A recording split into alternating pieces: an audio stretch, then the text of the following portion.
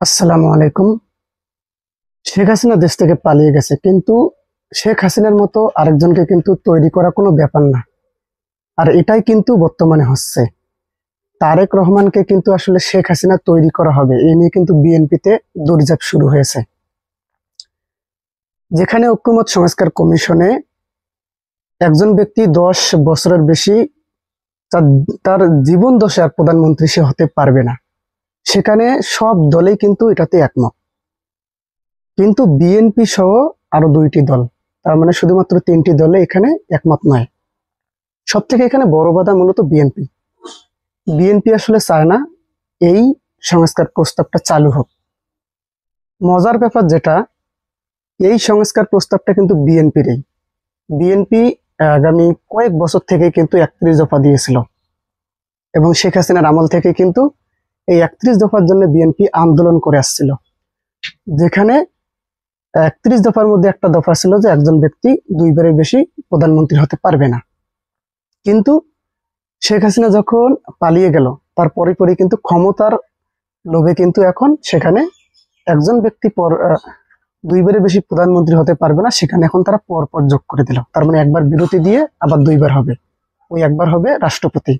তার মানে তারেক রহমানকে তারা 2বার প্রথমে প্রধানমন্ত্রী তৈরি করবে, তারপর একবার রাষ্ট্রপতি বানাবে, আবার 2বার প্রধানমন্ত্রী হবে। মানে এই একটা খেলা খেলতে চায় বিএনপি, মানে চোখ উল্টে দিছে আর কি ক্ষমতার লোভে। তারেক রহমানকে এখন শেখ হাসিনা বানানো হবে বিএনপিতে। শুধুমাত্র বিএনপি ছাড়া বাকি 2টা দল এটা কোনো ব্যাপার না, শুধুমাত্র বিএনপি কিন্তু এখানে এই সংস্কার প্রস্তাবের বিরোধিতা, এবং অনেকদিন আগে থেকে কিন্তু এটা দেখা যাচ্ছে। যেখানে জামাত, এনসিপি এবং অন্যান্য রাজনৈতিক দল সবাই চাচ্ছে যে একজন ব্যক্তি তার জীবন দশায় 10 বছরের বেশি সে প্রধানমন্ত্রী যেন থাকতে না পারে, অথবা 2বারের বেশি। সে একবার বিরতি দিয়ে হোক আর কয়বার হয় হোক, সে 2বার, তার জীবন দশায় 2বারের বেশি প্রধানমন্ত্রী থাকতে পারবে না। কিন্তু বিএনপি এখানে যোগ করে দিয়েছে পরপর। তার মানে দেখেন, প্রত্যেক সংস্কার কাজেই কিন্তু বিএনপি বাধা দিচ্ছে। অথচ তারা বলছে যে এই 10 মাসে সরকার কি সংস্কার করেছে। যেখানে ঐক্যমত সংস্কার কমিশনে যত সংস্কার আছে, মৌলিক সংস্কারগুলো সব থেকে বড় বাধা হচ্ছে এখানে কিন্তু বিএনপি। তারপরেও তারা বলে সরকার কই কি সংস্কার করতেছে। এখন বাংলাদেশ জামাতে ইসলামী বলেন, ইসলামী আন্দোলন বাংলাদেশ বলেন, এরা কিন্তু বুঝে গেছে যে আসলে বিএনপির জন্যই এরকম হচ্ছে। বিএনপি ক্ষমতার লোভে এইরকম সংস্কারে বাধা দিচ্ছে। এখন কিন্তু তারা কিন্তু প্রবল বিএনপি বিরোধী বক্তব্য দেওয়া শুরু করে দিয়েছে।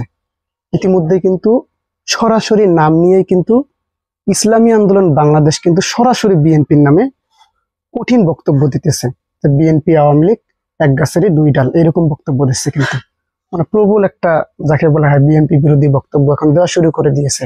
কেননা তারা বুঝে গেছে যে বিএনপি আসলে ক্ষমতার লোভে জালিম হওয়ার জন্য, মানে একজন শেখ হাসিনা আবারও হওয়ার জন্য এইরকম সংস্কারে বাধা দিচ্ছে, যা মৌলিক সংস্কার রাষ্ট্রের জন্য খুবই গুরুত্বপূর্ণ।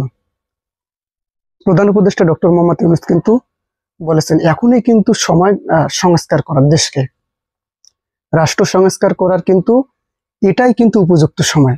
কেননা যখন নির্বাচিত সরকার আসবে, তারা নিজেদের মতো কিন্তু সংস্কার করবে। তো দেখা যায় বিএনপির 31 দফায় এই সংস্কারটা, বিএনপি অনেক দিন থেকে এটা দাবি করে আসছিল যে একজন ব্যক্তি 2বারের বেশি প্রধানমন্ত্রী হতে পারবে না।